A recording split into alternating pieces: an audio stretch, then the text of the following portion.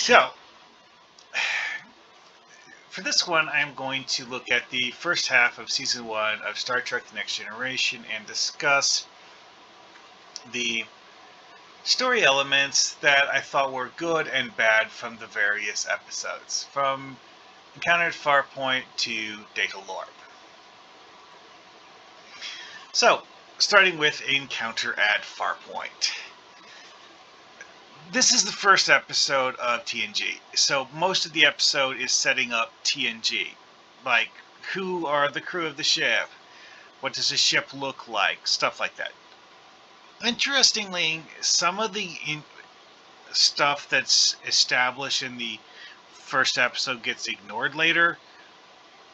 There's actually certain parts of the Enterprise D set that you apparently only see in the first episode because they just never did filming of that specific thing again. Why? I don't know. And a lot of things that are mentioned as background details get retconned. Not a huge number, mind you, because they really don't manage to cram in quite that much detail overall. Now, the thing that always bugged me is why did they bother putting Q in here? Because they have an A plot, they have a B plot. Q comes in as a C plot, which, admittedly, it's not the only time TNG has had a C plot, but still, it's very strange having Q shoved in there when they already have the situation with the Bondi and the Cnidarian space jellyfish, and, spending so much time looking at the crew. Which, of course, is the reason why it's a two-part episode, is because something like an hour gets spent just introducing everyone. Overall, I would call it a good episode because it's the first one. It does first episode things. Granted, the Q thing is just strange. Like, why? But introducing the character of Q, who gets used a lot in TNG, in the first episode, to a certain extent, does make sense. I mean, obviously they were going to introduce Q sometime early in Season 1. Not necessarily the first episode, but whatever. Alright, so, let's go on to the, sort of the third episode, sort of the second episode, because, whatever, the whole two-part thing. Naked Now. Okay, this is an episode that has infamy for a whole lot of things. And those are things that, why did they bother going this direction? I don't know. Overall, I would rate this as a bad one because of just how much of the episode got spent on people doing stupid stuff. Like, one of the engineers is affected by the polywater intoxication and mentally devolves to the point of being a gibbering idiot and starts playing with the isolinear chips that he yanked out of the Enterprise computer, like they're little toy blocks. I'm like, this is just one of those things where it's just like, why? Why did they spend half the episode on stupid stuff like that? It didn't really come across as like a particularly dangerous threat until the entire crew started acting like, idiots. And of course, then you find out that the entire reason why the other ship had the crew of die is because the crew of the other ship was doing the same thing. So also, the whole polywater thing doesn't make sense. The actual way this was set up was the only good part of the episode, because it's like a pretty good smoking gun sort of investigation thing. It's like, we're here because something happened and we're here to figure out what it was. And they laid out a scenario that was very worthy of investigating. And it went all downhill from there. Seriously, acting Captain Wesley. This is the first example of Wesley being um,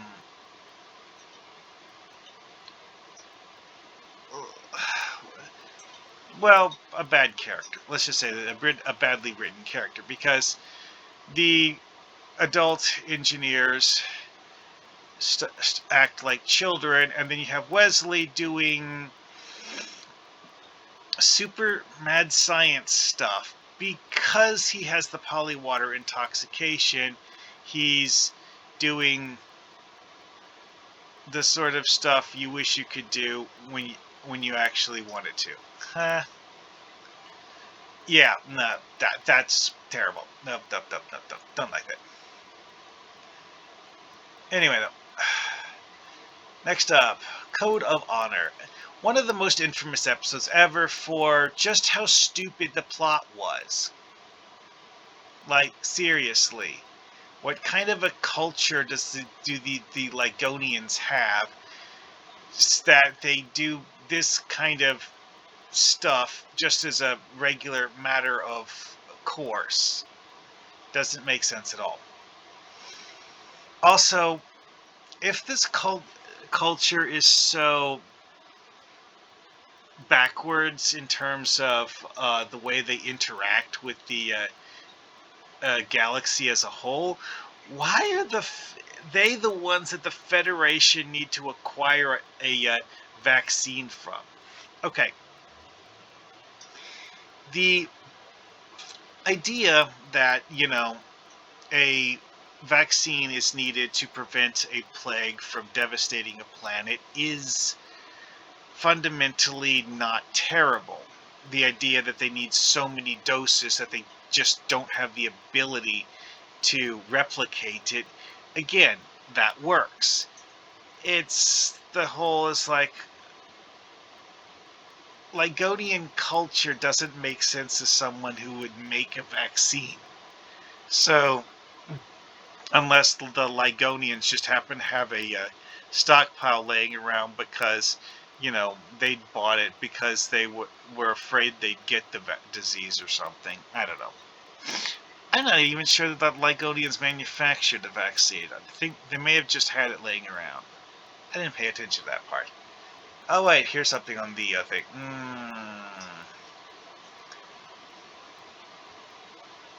This actually doesn't say. Just says Ligonians have it. Oh well. Anyway, moving on. Definitely rate that as a bad episode. And honestly, I'm struggling to think of anything Code of Honor actually establishes that's even used as background lore in later episodes.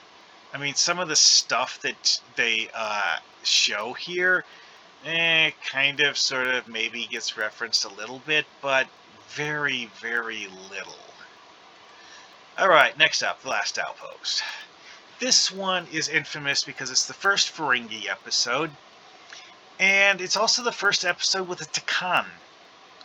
Although, given the number of unnamed, unknown, ancient alien races, it's really hard to be 100% sure that we hadn't seen the Takan before.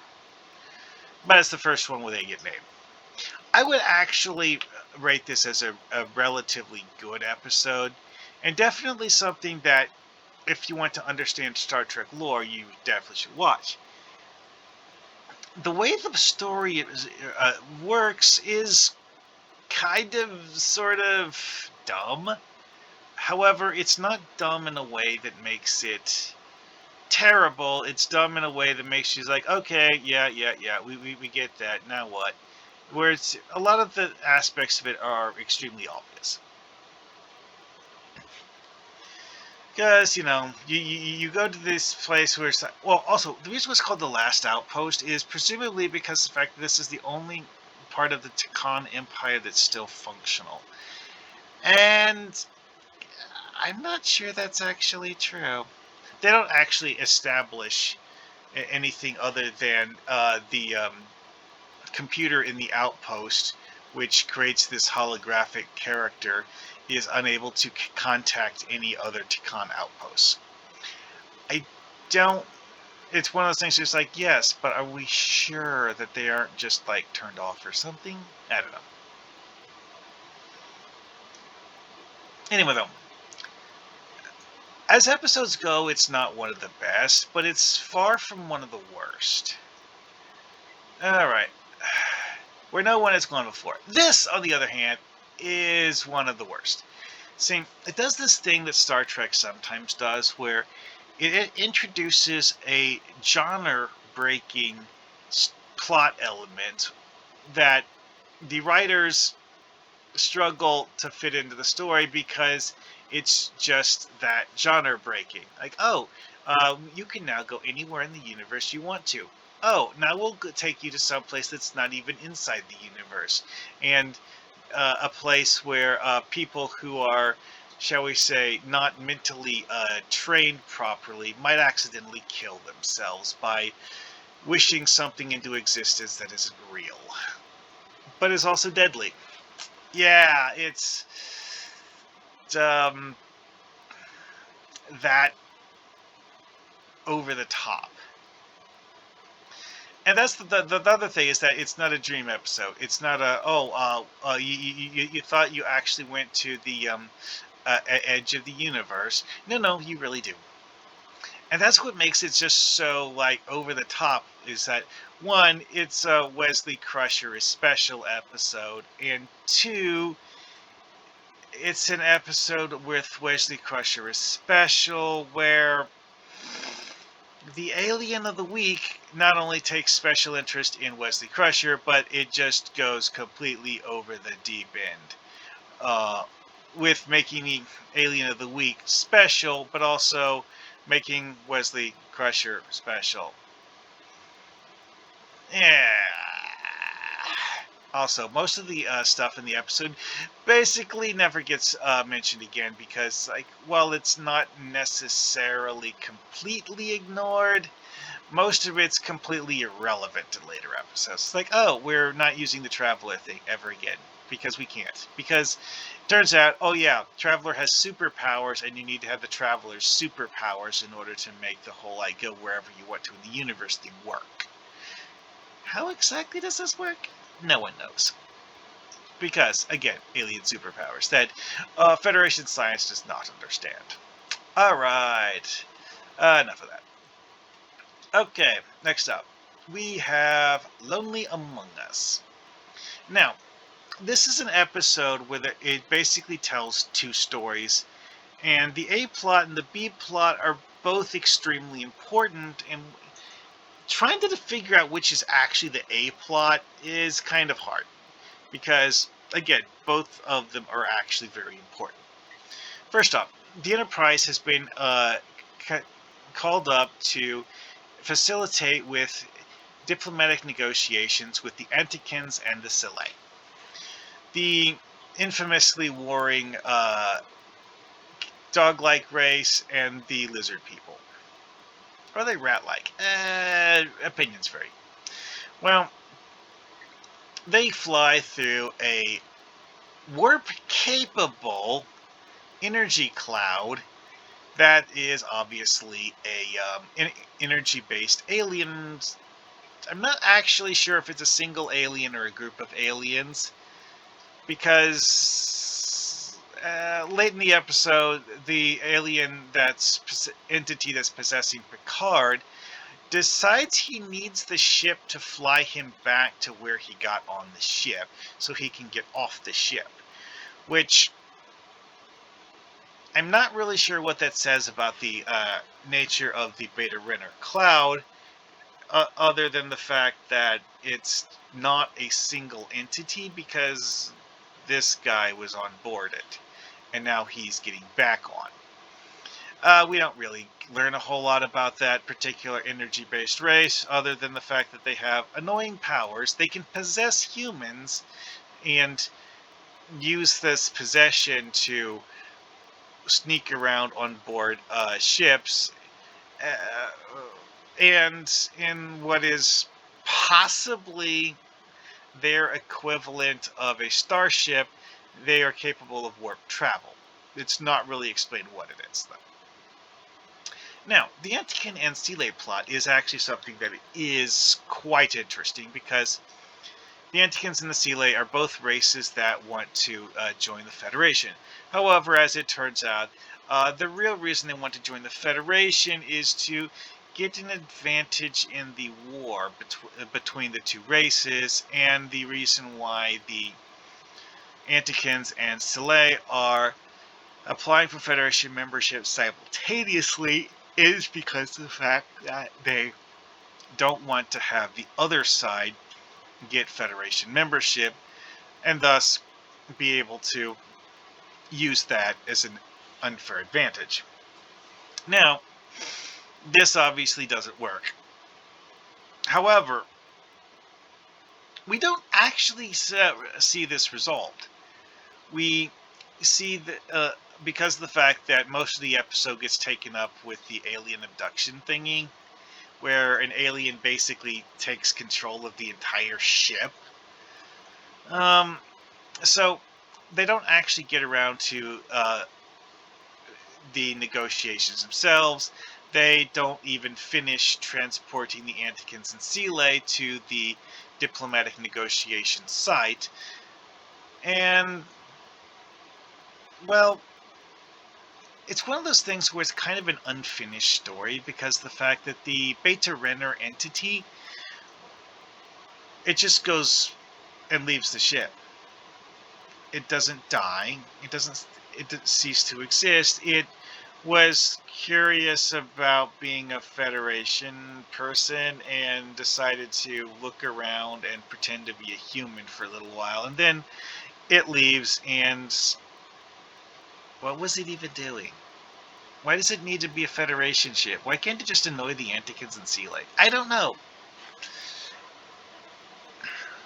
The whole thing with the Antikins and Sele is actually one of those diplomatic things where you would it's understandable that they would be considered to be a minor race, and thus not something that's important on the galactic scale, but, you'd think that they'd come up again later. Okay, a lot later, but they do actually come up later. Anyway, though, honestly, overall, I would consider Lonely Among Us an okay episode. Yes, it has some really, really dumb plot elements to it, but it also has some very good plot elements. The Antikins and Sele story is one of the best things in the first season of TNG. Alright, and we have Justice. The episode that makes you question whether the people writing this know what the word means. Actually, they do, but it's one of those things where they intentionally give you reasons to shake your head and just like, why? What are you thinking? Now, the key thing with this episode, and something that you might not think of the first time you watch the episode, what the hell is the Edo Guardian? No, seriously. The episode would have been a lot better if it had actually questioned what the Edo Guardian is more, because it spends most of its time bemoaning the fact that the Edo Guardian has decided to sentence Wesley Crusher to die. And Wesley Crusher is special, so we can't have him die. Yeah, that's unfortunate. Anyway, though, because the thing with the Edo Guardian is that the Edo, these people here who are, humans wearing funny outfits. They don't even have rubber foreheads, just wearing funny outfits. Oh yeah, the Ligonians. They're not human either. They look human. And just like a little bit of makeup, but yeah. It's something that you saw in the original series a lot. It's just a teeny bit of makeup and call them an alien. Anyway, though, with the Edo, they don't understand what the Edo Guardian is. They don't. It's a very strange thing, because the fact that you have the whole concept of the Prime Directive, non-interference with undeveloped species, blah, blah, blah, blah, blah, blah. The Edo aren't a warp-capable civilization. We don't actually know why the Federation is even making contact with them. They actually forgot to put that into the episode. We know that they do. Oh, yeah, also, they sent a party of Earth colonists to the Shranad system. And there's a Class M planet in the adjoining Rubicon star system. And they just go there to make contact with the people. It's like, why? It's entirely possible that long-range scans detected the Edo Guardian and mistakenly assumed that the Edo who live on the planet were a technologically advanced civilization capable of building such things, and so on and so forth, when they really aren't. Okay, I could buy that. Anyway, though, they didn't actually say that in the episode.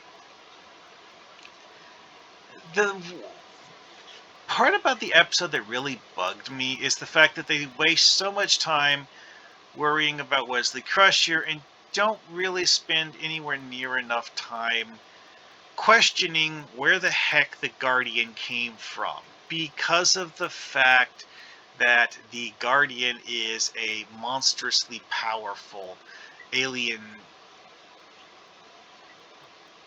thing. I'm not really sure if it's actually a starbase or not. I want to call it a starbase, but I'm genuinely not certain it is a starbase. However, it is a machine controlled by an artificial intelligence this is an artificial intelligence that doesn't comprehend the concept of justice, and that's the entire focus of the episode, is this AI's bizarre, twisted sense of not justice. Because it doesn't actually uniformly enforce laws. It randomly decides whether it's actually going to enforce the laws or not, and the laws have bizarre draconian punishments that don't really make a whole lot of sense. Why on earth would you make the punishments that extreme and then just randomly decide whether you're going to bother enforcing them? It kind of adds to the question of who built the Guardian and why. Is it a precursor of the current Edo civilization? Or is it a different race entirely? We genuinely have no idea. That's never examined. And if I was to revisit this particular story, that's the angle I would go with. What is the Guardian? Anyways, though, that's enough about that one. Honestly, I would consider this a bad episode, although it does give you some interesting food for thought, because while the story this episode told with the pieces that it put on the board was terrible, the pieces that it put on the board had interesting implications to them, and that weren't strictly bad.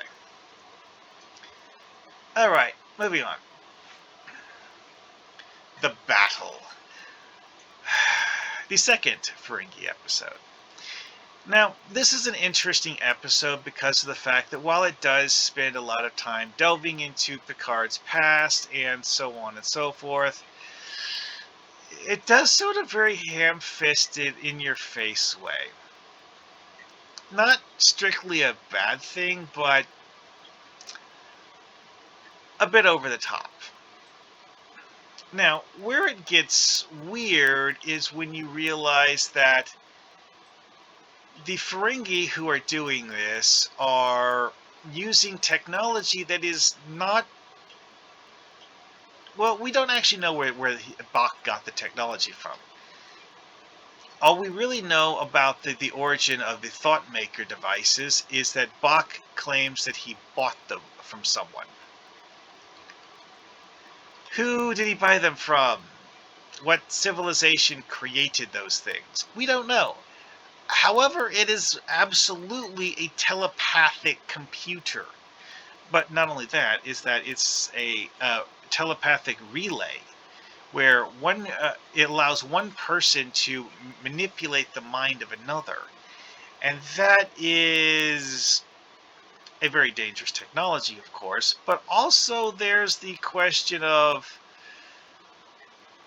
who created this? We don't know.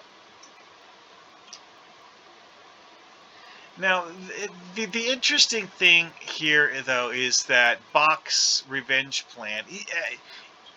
Okay, yes, for a Ferengi, it's something that is uncharacteristically um, elaborate and whatever. But, his reason for desiring revenge actually does make a lot of sense. The thought maker plot element, though. What the heck? Uh, things about this that would actually be worth investigating, though, is what are thought makers and where did they come from? That is something that's a very interesting question to me. Other than that, though, not a great episode. Not something I would personally consider to be one of the better ones. Now we have Hide and Q. The episode infamous for being the most Q you can possibly have in a single Q episode without having Q being a member of the main cast. It has that much Q in it, and quite frankly, I don't like it. Because of the fact that it goes over the top with Q messing with people for reasons only Q can comprehend, and the only aspect of this plot that really... Okay, there's two aspects that are thought-provoking. One, what is Q's motivation? They kind of sort of hint that he has a motivation that's understandable by humans. They never come out and say what it is. And one thought is that he's trying to manipulate the development of humans as a sentient species. Well, for some reason or other. And, one person guesses that maybe supposedly in the distant future humans will evolve into something that even the Q consider to be worthy opponents. Or not, we don't know. The second part about this that's interesting is that when you get to the end of the episode, Q doesn't willingly leave. The Q continuum force him to leave. And that is an interesting moment because it was the first time in TNG we see Q do something that Q didn't want to do. Because he was forced to do it by a third party, which in this case was a very short moment, save for the finale of the episode. But it set up the whole idea of the Q continuum and other Q, and Q isn't the only being like him in the universe, and so on and so forth. And Q is an over-the-top powerful being who is nearly omnipotent. And oh yeah, by the way, now we have all these others too. Arguably too much Q for one episode. Q is literally the focus of the plot. Also, the whole Q grid wall thing. The interesting thing about the Q grid wall is that the whole point of it is to make it blatantly obvious from an in-universe perspective that this is not natural and this is the work of a fundamentally essentially omnipotent being, because of the fact that this is a wall made out of solid matter and it is freaking enormous, and the sheer amount of mass required to create this wall is greater than the total mass of several star systems, and it just poof appears out of nowhere. That's interesting. But it's just one of those things where it's not even the first time Q's done this, though. It's just like, oh yeah, by the way, I'm going to do that thing again just to get your attention for a little bit. All right, moving on. Haven. Now, this is an episode where there's a certain aspect of the plot that's just dumb. Doesn't make sense at all. And thus, you don't really have a reason to take the episode at face value because of the fact that there's this one plot element that's kind of distracting you from the other plot element, even though the two plot elements actually get meshed together in the end. It's has one of the best plot twists of any TNG episode ever, though. See, you have this guy that Deanna Troi is supposed to be marrying. He shows up on the Enterprise and realizes that Deanna Troi isn't the woman he's been dreaming about marrying for several years. Nope, not her. And then you just suddenly go like, wait, what? If this isn't the right person, then who is? And that's where things go to the B plot. I'm going to call the Deanna Troi thing the A plot because it's the one you start with, I think.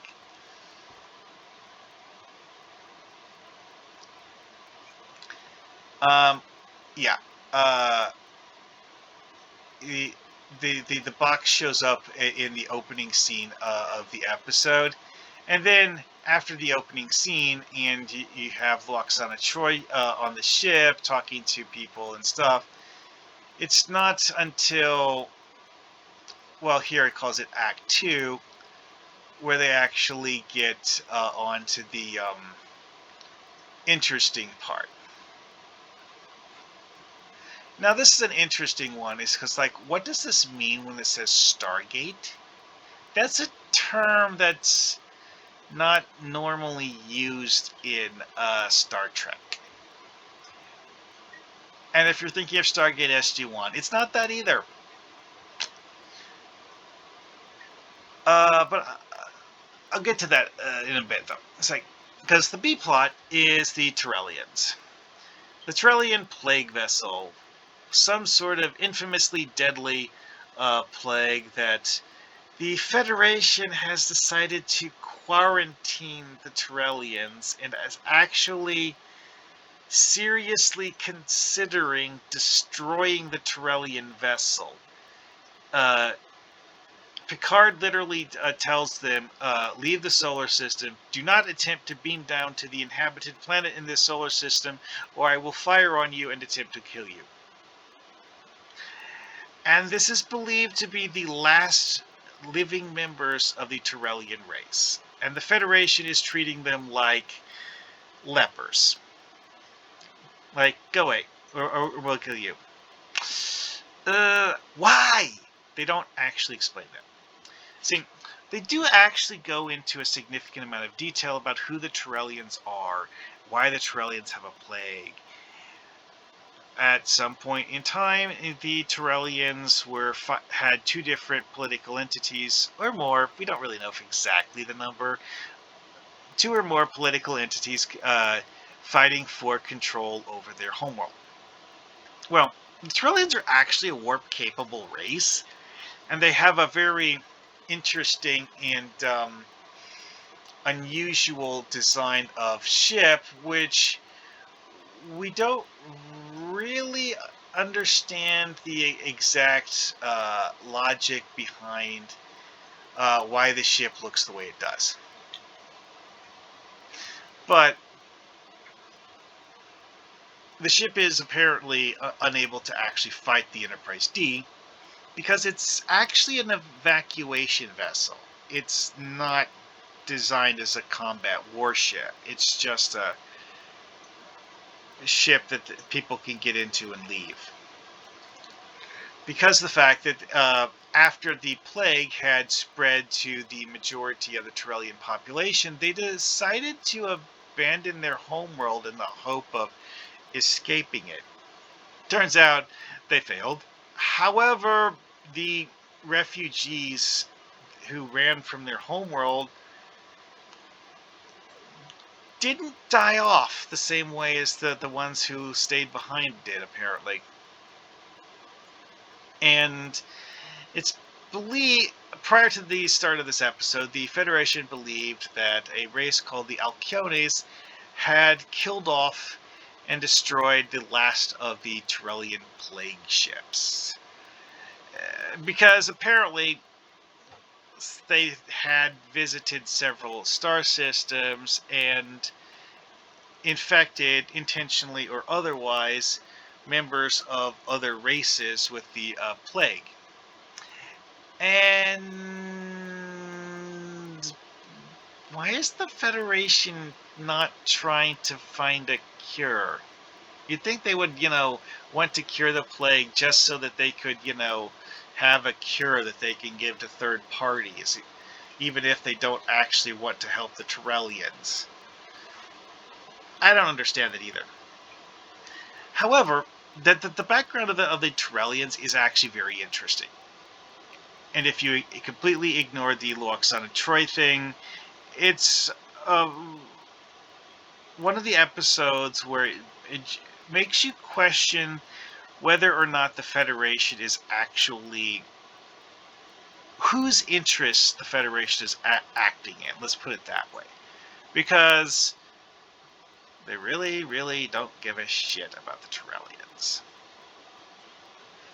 Except for the fact that this Wyatt guy decides to live with the Turellians and try to cure the thing, even though, no one in the Federation is apparently willing to help him.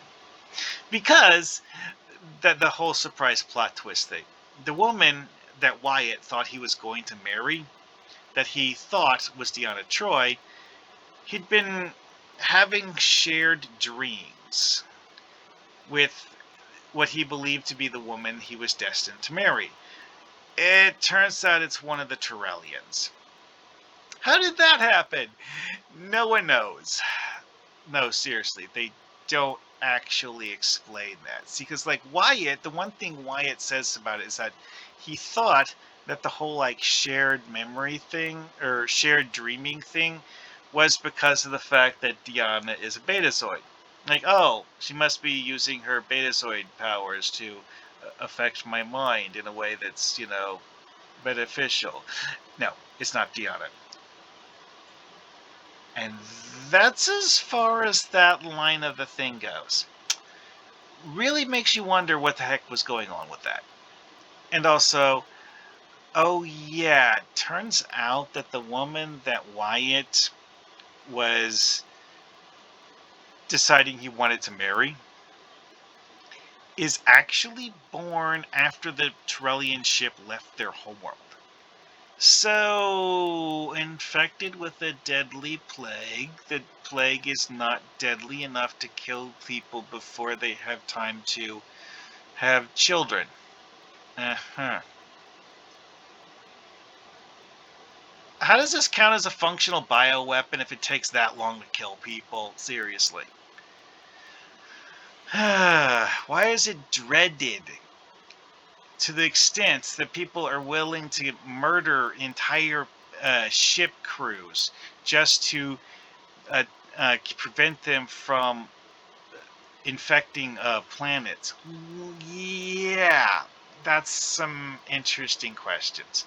I honestly do have to say that the episode is overall good because of the fact that it has questions that are interesting to answer looking at it from a later perspective, even if they're not necessarily questions that the episode actually tries to answer. Anyway, that one went on until about a long time. All right, 2 more to go for the first half of season 1. The infamous Dixon Hill episode. Well, the first one, anyways. This is actually an episode where the majority of the episode you could forget about it in terms of the actual like big picture importance. Now, one of the later episodes involves binars, and some people have pointed out that originally the order of the two episodes was different, and that they had originally been planning to do the Binar episode first, so maybe possibly the weird holodeck stuff could have been attributed to the Binar in the original form of the episode, which it works better than the Federation computer system going insane because the Girada scanned the ship. Yeah, that was the actual episode explanation for why the holodeck went nuts. Is because the Girada, the aliens that Picard was supposed to be meeting and giving a diplomatic greeting to, scanned the ship, and somehow them scanning the ship caused the holodeck to have a major malfunction and go insane. Overall, the Dixon Hill story is actually interesting and cool. It's just, why did you put in this side plot of this alien race who only actually show up for oh, actually, you don't see them. They do voice-only communications because they're supposedly a non-humanoid race, and the show's producers don't have the budget to do non-humanoid aliens, so they just don't show them. I don't even remember if they show it at Girada ship. At one point, there's an allusion to the fact that the Girada have technology that makes them militarily comparable to the Federation. We don't see any of it. We don't really hear anything other than the fact that they're dangerous, and that the members of the Federation don't want to piss them off because of the fact that they don't want to provoke a war with a race that have the technology of the Girada. Not that we actually know what that is. Overall, I would call it a bad episode, although only modestly so.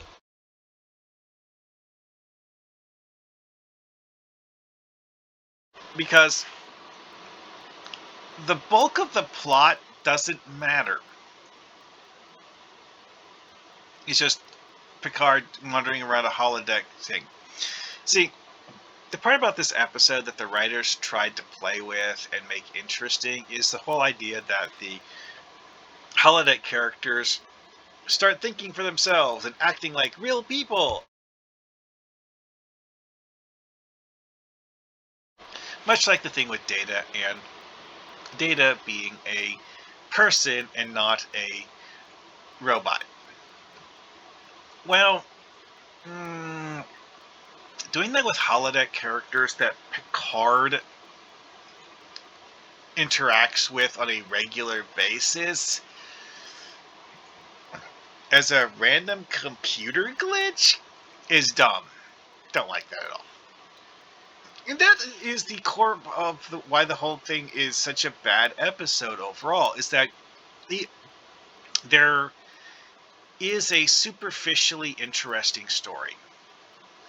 The whole Dixon Hill thing is actually rather entertaining. It's just that from an in-universe significance thing, nothing in the episode actually matters.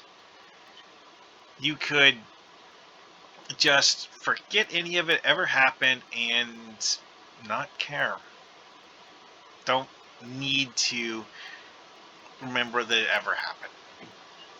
Which, from a story writing perspective, is a bit not good. Anyways, moving on. Last one. Data lore.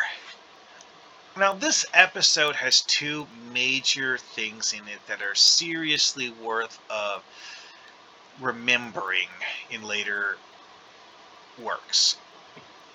One, it introduces lore, but also it goes into a lot of detail about Data's history, because as it turns out, the Federation doesn't fully understand what data is. This is something that comes up in later episodes too, but this is the episode that soundly establishes it and really, really drives home the point that Data, while he's technological, he's a from the as far as the Federation knows, he's a unique piece of technology that they can't duplicate. In later episode, Data tries to duplicate himself and fails because he doesn't actually understand how it works, and the whole like positronic matrix thing is apparently really, really hard to make work right. However, in this episode, we have two working positronic brains. And there's the whole crystalline entity thing. The crystalline entity thing is one of those things where it adds something to the setting that is a legit threat. Because it is a seemingly intelligent, it's never actually 100% clear exactly how smart the thing really is. I mean, yes, you can talk to it, but you can kind of sort of talk to a dog too. Not entirely clear just what level of thinking the crystalline entity does, because it's solely motivated by its desire to devour the life force of living things. Not crystalline living things, mind you. Organic living things, which makes you have to question, it's like, wait a second, why does the crystalline entity feed off of organic life forms? How does such a creature come into existence? Also, is there more than one? Because, quite frankly, the idea that there's dozens of them is terrifying. Also, one thing that a Star Trek novel pointed out is that beings like the crystalline entity don't actually need to devour the entire biosphere of a planet. They could just eat pieces of it and then just like come back to the planet on a later date after it has had a few years to recover. They don't go into that level of detail in this episode, though. I think that they kind of sort of say that one of the planets attacked by the crystalline entity literally had the entire biosphere destroyed completely. Why? Don't know. We don't ever actually hear anything from the crystalline entity. We find out that it is able to communicate, but we never hear what it's saying. We hear Lore muttering to himself as he's sending messages to it, but we don't actually know what Lore's telling the entity, or even, if the entity is responding. Anyway, though, overall, I consider this to be one of the more. It's one of the most significant episodes in season 1 of TNG, and it is, even despite the fact that there are several very, very major questions, the major questions are things where you have reason to want to come back more later, and they're not the kind of questions that make you question whether or not the episode is worth watching. And that makes it good. And I think this is enough discussion for one day. Yeah, this is the reason why I decided that I was going to break this into several sections, is because the amount of time it took to throw together a simple script for the first half of TNG, well, yeah, I guessed it was going to be this long. Oh well, it's time to see you guys later.